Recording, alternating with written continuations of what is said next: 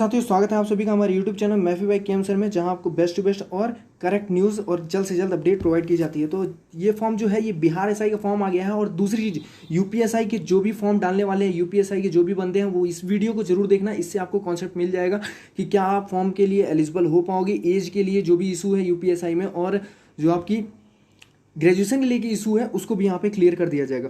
तो सबसे पहले बात कर लेते हैं, ये जो फॉर्म आया है ये बिहार पुलिस अवर सेवा आयोग द्वारा निकाला गया है। दो तरह की पोस्ट है, और कौन कौन सी पोस्ट है, तो एक आपकी पुलिस सब इंस्पेक्टर यानी कि पुलिस अवर निरीक्षक, और दूसरा है प्रारक्ष अवर निरीक्षक यानी कि सर्जेंट की। दो तरह की पोस्ट होती है। सबसे इंपॉर्टेंट आपके लिए ये पड़ता है जो कि आपकी फॉर्म जो डलने की डेट शुरू होगी, जिस दिन बीईओ का एग्जाम है उत्तर प्रदेश में 16 अगस्त 2020 को, यहाँ से डेट शुरू हो जाएगा फॉर्म डालना। और मैं कहूँगा जल्द से जल्द आप फॉर्म डाल लेना, लास्ट डेट का इंतजार मत करना। तो 24/9/2020 यानी कि 24 सितंबर 2020 तक फॉर्म डलेंगे, इस बात को ध्यान रखना, बाद में आप परेशान मत होना। अब देखिए पोस्ट कितनी है, पोस्ट की बात कर लेते हैं। तो यहाँ पे जो पुलिस सब इंस्पेक्टर की पोस्ट की बात करें तो यहाँ पे 1998 पोस्ट है, और उसके वेतन में 35,400, दोनों के सेम है, ठीक है। और सर्जन की जो पोस्ट है वो 215 है। अब आप दोनों में प्रेफरेंस दे सकते हो, जो भी आपको सही लगे आप उसको प्रेफरेंस दे सकते हो। यहाँ पे आगे चलते हैं। तो यहाँ पे आप देखिए, इसमें दो तरह के एग्जाम होते हैं। जैसे एसआई का फॉर्म, एसआई का जो यूपीएसआई में होता है उसमें केवल एक एग्जाम होता है, कोई मेंस का यहाँ पे वो नहीं है। लेकिन जो बिहार में होता है, बिहार में दो तरह के पेपर होते हैं, एक पहले प्री होता है और एक उसके बाद मेंस होता है। तो बात कर लेते हैं, जो प्री होता है हर तरह की वो भी क्वालिफाइंग होता है, जैसे यूपीएससी का प्री क्वालिफाइंग होता है, उसी तरह ये भी एक तरह से क्वालिफाइंग, सीसेट जैसे क्वालिफाइंग होता है उसी तरह ये भी एक क्वालिफाइंग पेपर है। कोई हार्ड नहीं होता, आप आराम से थोड़ा सा जीएस पढ़ो और करंट पढ़ो, दो ही चीज़ आती है, आप पढ़ सकते हो। यहाँ पे देखिए बिहार प्रारंभिक परीक्षा में क्या होगा, 200 अंक का एकमात्र पेपर होगा जिसमें 100 क्वेश्चन होंगे, ठीक है। उसमें आपको क्या करना, क्या क्या आएगा, तो उसमें सामान्य ज्ञान और समसामयिक मुद्दे, मैथ रीजनिंग कुछ नहीं आएगा। आपको जीएस पढ़ना है और करंट अफेयर पढ़ना है, दो चीज़ आप पढ़ो और एग्जाम निकालो। और कितने मार्क्स चाहिए आपको, तो 30% मार्क्स चाहिए। कितने, 30% मार्क्स आपको देखने को मिल सकता है। यहाँ पे 30% आपको अंक चाहिए। और हाँ, 30% अगर बच्चे बहुत ज़्यादा हो जाते हैं तो इनका कहना है कि 20 गुना हम सफल अभ्यर्थी को बुलाएंगे, जो 30% ज़्यादा पाएंगे, और ऊपर से लेके मेरिट के हिसाब से 20 गुना जितनी वैकेंसी है उसके 20 गुना अभ्यर्थी को बुलाया जाएगा। अब बात कर लेते हैं मेंस एग्जाम में क्या क्या आ सकता है, कितने पेपर होते हैं। तो मेंस में भी दो तरह के पेपर होते हैं। तो यहाँ पे आप देख सकते हो, प्रथम पत्र 200 अंकों का सामान्य हिंदी का, जिसमें आपकी सामान्य हिंदी के 100 प्रश्न पूछे जाएंगे, वो पेपर होगा। दूसरे में क्या होगा, दूसरे में देखिए सामान्य, एक बहुत इंपॉर्टेंट बात यहाँ पे है, ये सामान्य हिंदी पत्र का प्राप्तांक मेधा निर्धारण यानी कि मेरिट में नहीं जोड़ा जाएगा। जो फाइनल मेरिट कैलकुलेट होके आएगी उसमें आपका सामान्य हिंदी का मार्क्स नहीं जोड़ा जाएगा, वो केवल और केवल क्वालिफाइंग होगा। द्वितीय पत्र की बात करें अगर हम, तो द्वितीय पत्र सामान्य अध्ययन यानी कि जीएस, जो सामान्य विज्ञान, जनरल साइंस, आपका नागरिक शास्त्र, भारतीय इतिहास यानी कि पूरा जीएस एक तरह से है। उसके बाद यहाँ पे आपका गणित और रीजनिंग भी पूछा जाएगा। यहाँ पे आपकी गणित और रीजनिंग पूछे जाएंगे। टोटल जो पूर्णांक होगा वो 200 होगा, प्रश्नों की संख्या यहाँ भी 100 होगी, और समय क्या होगा, 2 घंटे। देखिए 2 चरणों की परीक्षा में प्रत्येक गलत होते, देखो इन दोनों में क्या होगा, 0.2 आपकी निगेटिव मार्किंग रहेगी। बात कर लेते हैं। तो अब देखिए, प्री निकलेगा उनको 20 गुना बुलाया जाएगा, जिनका मेंस निकल जाएगा उनको 6 गुना बुलाएगा, ठीक है। प्री के बाद 20 गुना अभ्यर्थी और मेंस के बाद 6 गुना अभ्यर्थी फिजिकल के लिए बुलाए जाएंगे। टाई का आप जानते हो क्या होता है टाई में, ठीक है, उम्र के हिसाब से 10 के रोल नंबर के हिसाब से उसी तरह हिसाब से लिया जाता है। उसको यहाँ पे डिस्क्रिप्शन में कोई मतलब, आप पढ़ लेना, इसको मैं प्रोवाइड करवा दूंगा। अब देखिए क्या होता है, यहाँ पे लिखा हुआ है अंतिम मेधा सूची के लिए न्यूनतम अर्थांक, जो भी मतलब न्यूनतम मार्क्स आपको क्या होने चाहिए। तो मुख्य परीक्षा के आधार पर तैयार की जाने वाली अंतिम जो मेधा सूची होगी, अनुसूचित जाति और अनुसूचित जनजाति एवं महिला वर्ग के लिए आपको 32% अंक पाना ही पाना है, तभी आपकी मेरिट में नाम होगा, ठीक है।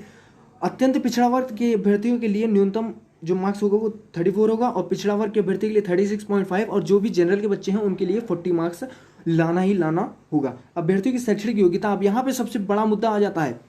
सबसे बड़ा मुद्दा यूपीएसआई में भी सबसे ज़्यादा क्वेश्चन इसी से पूछे जा रहे हैं कि क्या हम मतलब फॉर्म डाल पाएंगे। तो शैक्षणिक योग्यता यहाँ पे देखिए साफ साफ, यहाँ पे आप जानते हो कि अगस्त यानी कि इस 2020 में एक भी ग्रेजुएशन का एग्जाम, फाइनल ईयर का एग्जाम अभी तक नहीं करवाया गया है। लेकिन यहाँ पे साफ साफ लिखा हुआ है कि अभ्यर्थी का दिनांक 1 अगस्त 2020 अथवा इसके पूर्व यानी कि इसके पहले किसी भी यूनिवर्सिटी या किसी भी स्टेट यूनिवर्सिटी से, किसी भी कॉलेज से आपका परीक्षा जो है उत्तीर्ण होनी चाहिए, यानी कि आपका ग्रेजुएशन होना चाहिए। यहाँ पे कोई रिलैक्सेशन नहीं दिया गया कोविड की वजह से, आपको इसके पहले होना चाहिए, ठीक है। तो ये बात ध्यान रखना कि ऐसा ही हो सकता है यूपीएसआई में तो ये बात आप अपने जहन में रख लेना। अब एक बात एज की आ जाती है, तो एज जो है यहाँ पे मांगी गई है 1 जनवरी 2020, यानी कि 1/1/20 को आप 20 साल, अगर जनरल का कैंडिडेट है वो 20 वर्ष का होना चाहिए और अधिकतम 37 साल से अधिक नहीं होना चाहिए 1 जनवरी 2020 को।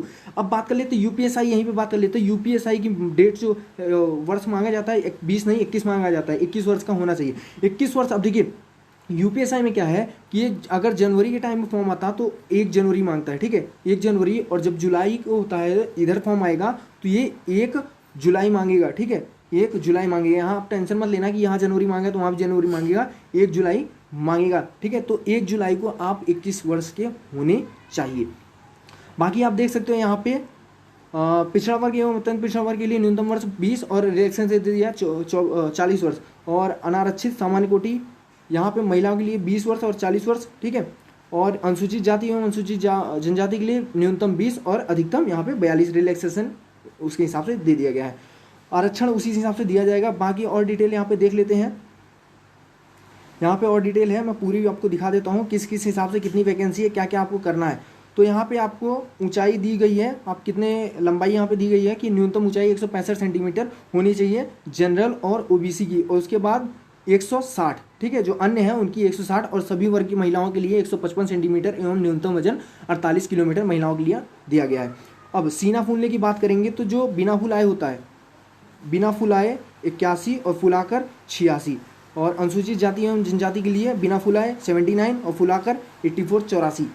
अब बात कर लेते हैं आगे शारीरिक दक्षता परीक्षा की। तो दौड़ के लिए आपको क्या करना है, 1 मील दौड़, यानी कि 1 मील दौड़ 6 मिनट 30 सेकंड में अभ्यर्थियों को पूरा करना है। महिलाओं के लिए 1 किलोमीटर की दौड़ के लिए समय सीमा जो है वो 6 मिनट, इससे अधिक समय लेने वाले अभ्यर्थी असफल घोषित। इसमें आपको केवल क्वालिफाइंग है, किसी भी को ज़्यादा तेज़ दौड़ने की जरूरत नहीं, आराम से क्वालिफाई हो जाएगा, कोई दिक्कत नहीं। इसमें आपकी ऊंची कूद, गोली फेंक, ये सब भी होता है यहाँ पे बिहार में, और जो कि यूपीएसआई में आपको नहीं देखने को मिलता, जो भी आप दे के आए हो उसमें आपको देखने को नहीं मिलता है।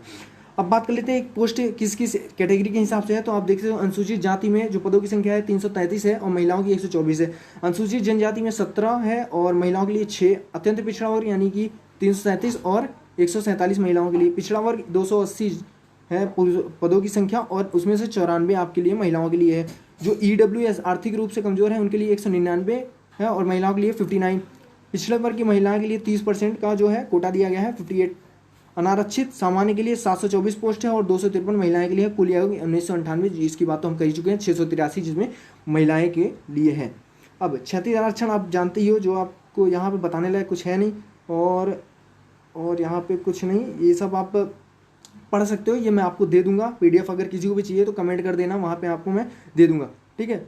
ये पोस्ट, ये सर्जेंट पोस्ट है, ये जो डिटेल यहाँ पे दी गई है वो सर्जेंट की, जो ऊपर जो पोस्ट थी बिहार SI की था, और इधर जो सर्जेंट की पोस्ट है उसके लिए दिया गया है।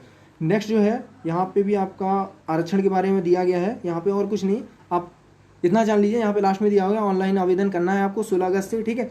और किसी को कोई कन्फ्यूजन होता है तो आप कमेंट बॉक्स में कमेंट करिए, वहाँ से पूरी क्लियरिटी मैं दे दूंगा। बाकी इस PDF को जो भी देना चाहे लेना चाहे तो आप कमेंट कर देना, मैं दे दूंगा। और बात कर लेते हैं फीस की। अत्यंत पिछड़ा वर्ग, आर्थिक रूप से कमजोर वर्ग एवं आरक्षित वर्ग के पुरुष एवं महिला अभ्यर्थियों के लिए जो है वो है 700 रुपये है, और अन्य जो भी हैं उनके लिए 400 रुपये है, ठीक है। उनके लिए कितना है, 400 रुपये। और ऑनलाइन आवेदन पत्र भरने के लिए निर्देश आपको वेबसाइट में मिल जाएगा, आप चेक कर लेना। और जो भी दिक्कत होती है, कोई भी दिक्कत होती है तो आप हमें क्या करना, कमेंट कर देना, मैं वहाँ पे क्लियर कर दूंगा सभी चीज़ों को। बाकी आप देख सकते हो। और ऐसी विवाहित महिलाएं जो दौड़ एवं शारीरिक के समय चिकित्सीय परीक्षा में गर्भवती पाई जाती हैं उन्हें चिकित्सा दौड़ एवं शारीरिक भाग लेने की अनुमति नहीं दी जाएगी तथा इस आधार पर उन्हें अयोग्य घोषित कर दिया जाएगा। तो यहाँ पे साफ साफ बता दिया गया है कि अगर कोई विवाहित लड़कियाँ हैं और औरतें हैं, महिलाएं हैं, अगर वो फिजिकल टाइम में प्रेग्नेंट हो जाती है, प्रेगनेंसी होती है, तो वो उनको कैंसिल कर दिया जाएगा, उनको दोबारा चांस नहीं दिया जाएगा। इसलिए यहाँ पे साफ साफ मेंशन कर दिया गया है, ठीक है। और कुछ नहीं, बाकी अगर कोई भी डाउट होता है तो आप हमें कमेंट बॉक्स में कमेंट करना और वहाँ पे क्लियरिटी आपको मिल जाएगी। बाकी वीडियो पसंद आए तो लाइक करिए, शेयर करिए, और UPSI जल्द से जल्द आएगा तो उसके लिए तैयारी है। और एग्ज़ाम की प्रिपरेशन आप जम के लगा दीजिए, वैकेंसी बहुत आने वाली है और जम के लग जाइए, बस हो गया, इस बार तो मिलनी ही मिलनी है, ठीक है। Thank you for watching.